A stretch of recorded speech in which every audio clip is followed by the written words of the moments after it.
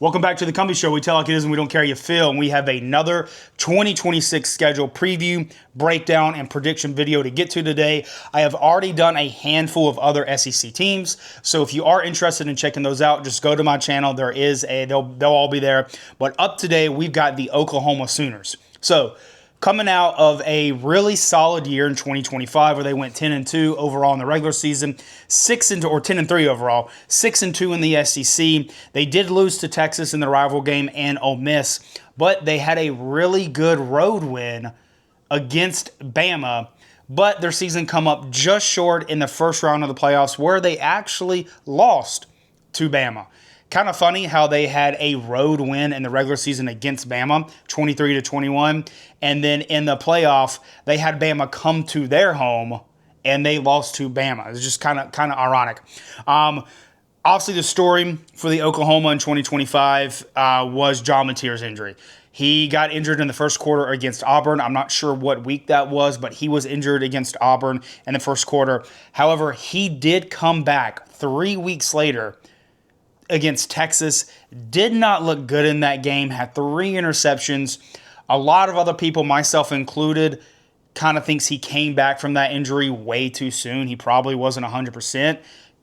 So I do think he was still injured because he just did not look good in that Texas game. Broke his thumb. I don't see how you come back 3 weeks after breaking your thumb to play a very physical contact sport, where as a quarterback you have to use your hands. But they did lose that Texas game. But one good thing is, if you're an Oklahoma Sooners fan to look forward to this season, is he does return as your starting quarterback. And this Oklahoma team is loaded with returning starters. They have 14 returning starters. That's tied for second in the country. They've got a lot of really solid guys coming back. Now, I know that the returning production doesn't mean what it always used to mean back in the day with the transfer portal and the NIL, how these coaches are able to go out and basically can turn over their entire roster if they want to. But what I really like about the returning production that Oklahoma has is that it is at very crucial, important positions. Obviously, every position is important on a football team, but we got to be honest. The long snapper position is not as important as a quarterback. No disrespect to long snappers, but it's the truth. So what do they have coming back? I've already touched base on John Mateer. He's coming back as your starting quarterback. Running back, Tony Blaylock is coming back. You've got Isaiah Stagna, however you say his last name, as receiver. And staying on the offensive side, the O-line. Oklahoma returns almost their entire offensive line, and that is a huge, important green flag to me if I'm an Oklahoma Sooners fan.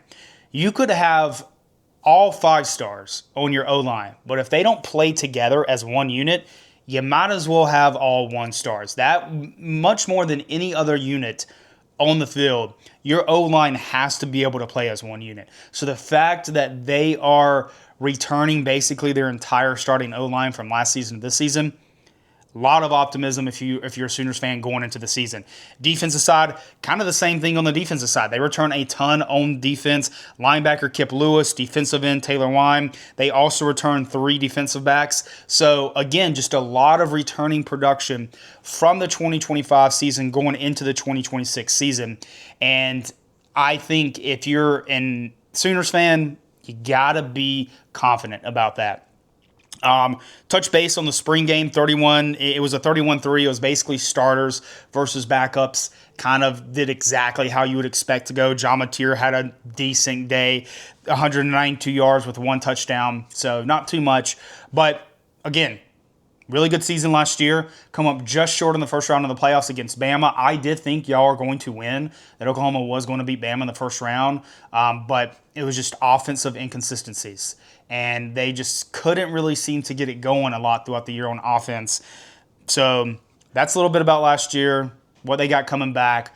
What are my questions for the Oklahoma Sooners this season? Well, to start, is this the year that Brent Venables needs to prove something? And I think without a doubt, 100% yes.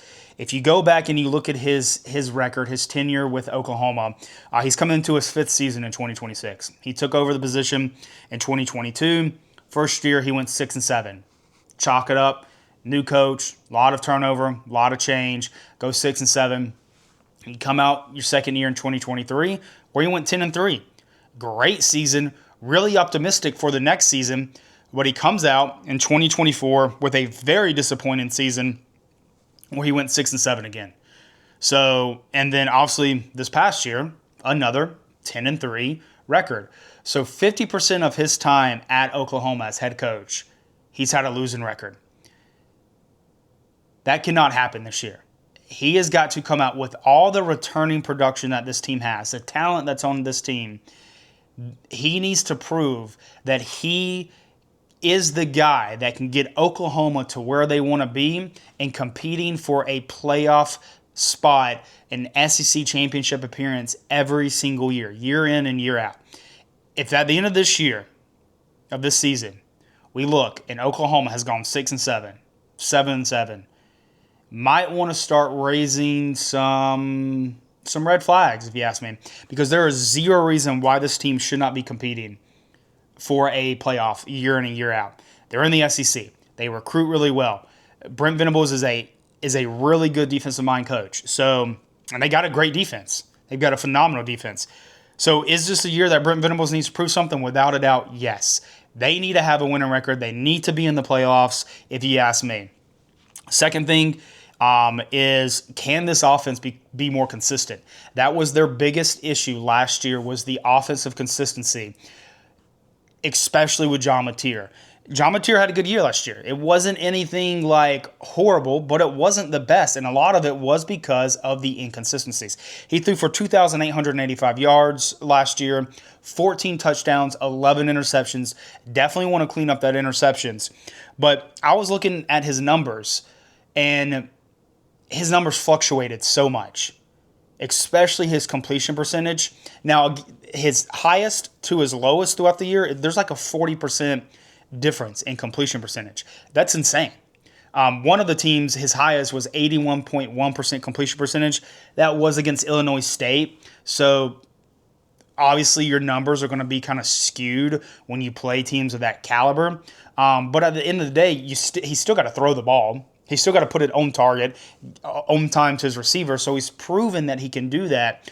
Or if you go to his lowest completion percentage of the season last year, that was at 46.7% completion percentage. And it was against Mizzou.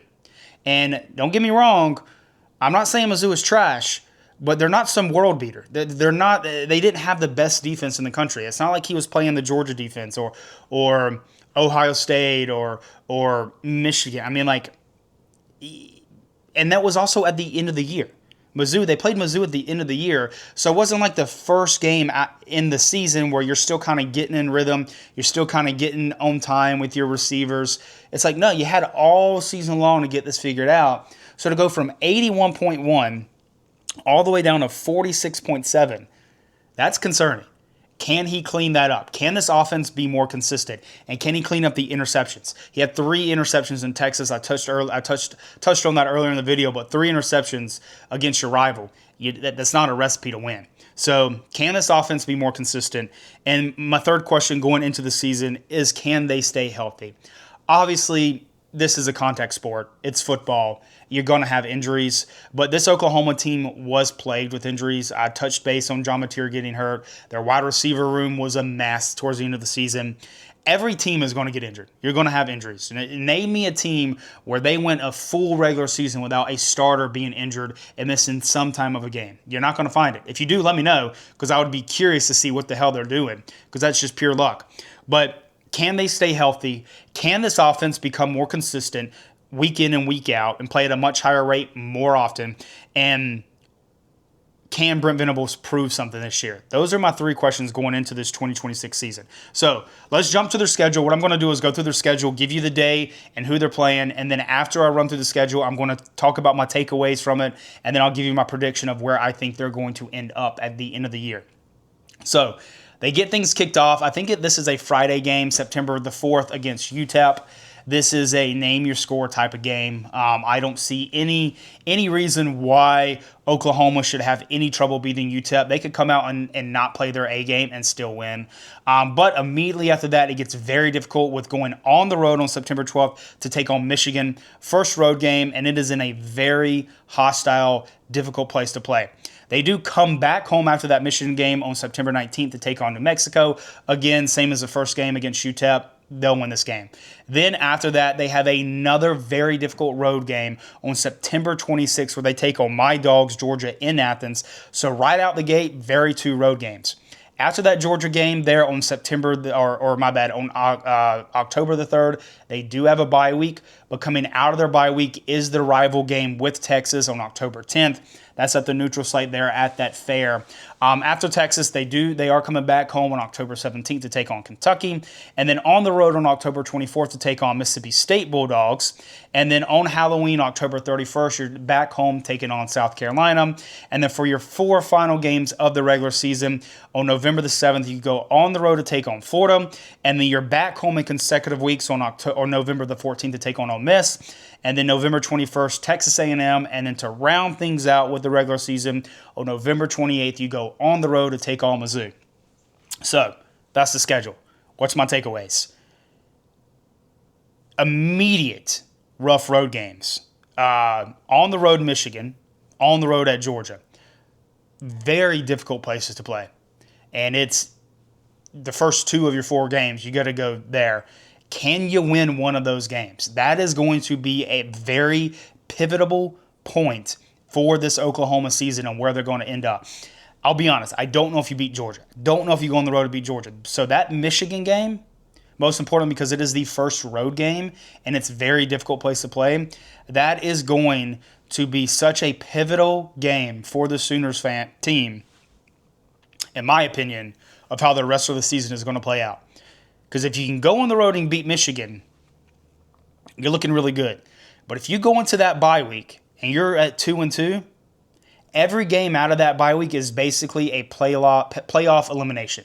Because if you go into that bye week 2-2, you'd have already had one SEC loss against Georgia. If you lose another one, you're probably not making the SEC championship, so you wouldn't be able to backdoor your way into the playoff by winning the SEC championship. It's not totally impossible, but having 2 losses in the SEC, especially with tiebreakers, you might not make it. So you need to win one of those games. You need to win either on the road at Michigan or on the road at Georgia. Honestly, you could lose on the road at Michigan 100-0 and it not affect your playoff odds at all if you make the SEC championship game and win it. So if you had to pick which one is more important to win, you'd probably would say Georgia. But that Michigan game to start off on the road, that is an extremely crucial turning point. It's like they're coming to a fork in the road, and are they going to go left or are they going to go right, whether they win or lose? So that's my immediate takeaway from the schedule. It's very 2 difficult road games.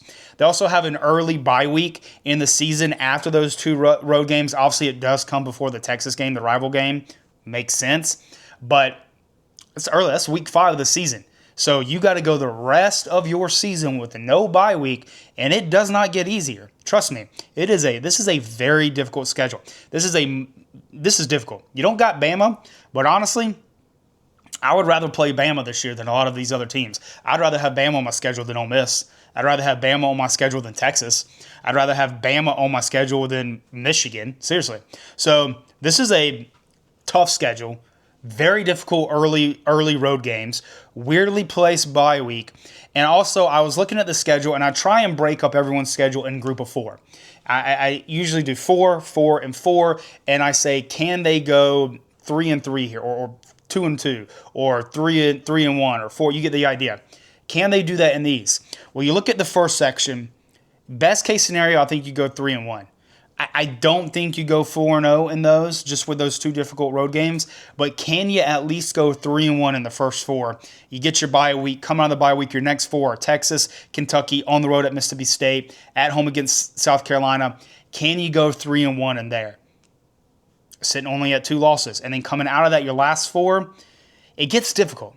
It gets very difficult, man. It's just, looking at this schedule, I think the floor for this Oklahoma team, and if you're a Sooners fan, you're not going to like what I'm about to say, but also given Brent Venables' track record, I think the floor for this team is 6-6 in the regular season. I really do.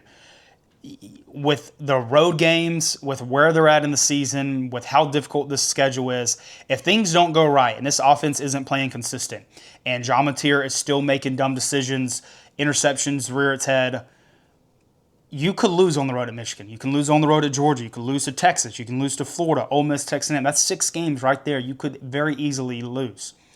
But at the same time, I think with the returning production that this Oklahoma team has, the ceiling for this team is 11-1. That is my biggest difference from Florida's ceiling that I've done for any team. I think this Oklahoma team is that talented, but they've got to get it figured out on offense. And they've got to play consistently. They're going to have a great defense. I'm not worried about their defense at all. It's the offense that worries me. So 4, 6-6, ceiling 11-1. I could see you going on the road to beat Michigan. I can see you beating Georgia. I can see you beating Texas. I could see you beating every team on your schedule. Now, I will give a small preview for all my other SEC teams videos that I'm going to do. I'm not going to take any SEC team to go undefeated in the regular season. I think every SEC team loses at least one game. So that's why I have the ceiling at 11-1, because I just don't know if any team's going to be able to go 12-0. What is my prediction for this team? I went back and forth between, and if you're a Sooners fan, you're not going to like it, but I went back and forth between 9-3 and 8-4. I think you lose to Georgia. I think you go on the road to lose Georgia. I think you also, I don't know if you beat both Ole Miss and Texas A&M. So that's 2 losses right there. Georgia, either Texas A&M or Ole Miss. And I think you take an L against Florida. I think you go on the road and beat Florida. I think Florida is going to beat a team that people probably aren't expecting them to, and I think it's Oklahoma. I think you take a loss at Georgia. I think you take a loss against Florida. I think you lose to Ole Miss or Texas A&M. I think if you beat Ole Miss, I think you lose to Texas A&M. If you lose to Ole Miss, I think you win against Texas A&M. That's 3 losses. But I got you beating Texas. I think you beat Texas this year. That Michigan game, to me, is what is the difference if you go 9-3 or 8-4.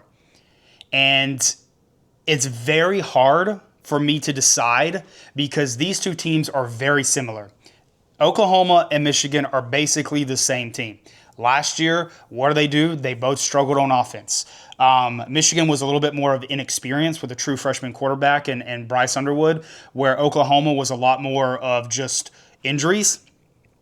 So, but they both had great defenses, really solid defenses. You beat Michigan last year. Do you beat them this year?